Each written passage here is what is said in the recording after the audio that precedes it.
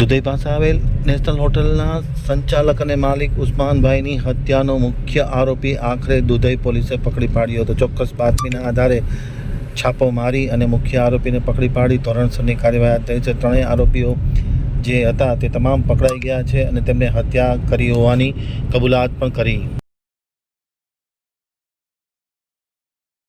અંજાર તાલુકાના Dudhai police station વિસ્તારની national hotel મોરગોર ખાતે બનેલ ખૂનના ગુનામાં સંડોવાયેલ મુખ્ય આરોપીને દુધઈ પોલીસે ઝડપ્યો. પોલીસ દ્વારા મળતી માહિતી મુજબ ગત તારીખ 24/5/2025ના મોરગોર ગામ પાસે આવેલ હોટલ પાસે સામાન્ય બોલાચાલીના મન દુઃખે મોટરસાયકલ ઉપર આવેલા 3 શખ્સે છરીના ઘા મારી ઉમરભાઈ આમદભાઈ રાયમાની હત્યા નિપજાવી હતી. આ ગુનામાં 3 આરોપીઓ નરેન્દ્રપુરી, ભીખાપુરી ગોસાઈ, કલ્પેશપુરી, વિસનપુરી ગોસ્વામી તથા એક અજાણ્યા આરોપી વિરુદ્ધ દુધઈ પોલીસ મથકે ગુનો નોંધાવાયો હતો.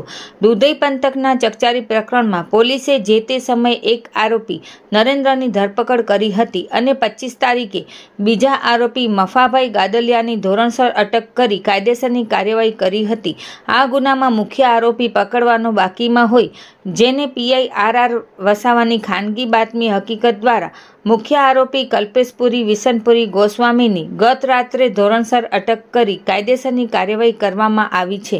આ કામગીરી દુધઈ પીઆઈ આર વસાવા અને દુધઈ પોલીસ સ્ટાફના યુએચસી હરદેવસિંહ સરવૈયા, યુએચસી રાજેશભાઈ ગાંગલ, પીસી જગદીશભાઈ, પીસી કૃષ્ણકુમારસિંહ, પીસી નારાયણભાઈ અને પીસી દિનેશભાઈ દ્વારા કરવામાં આવી છે.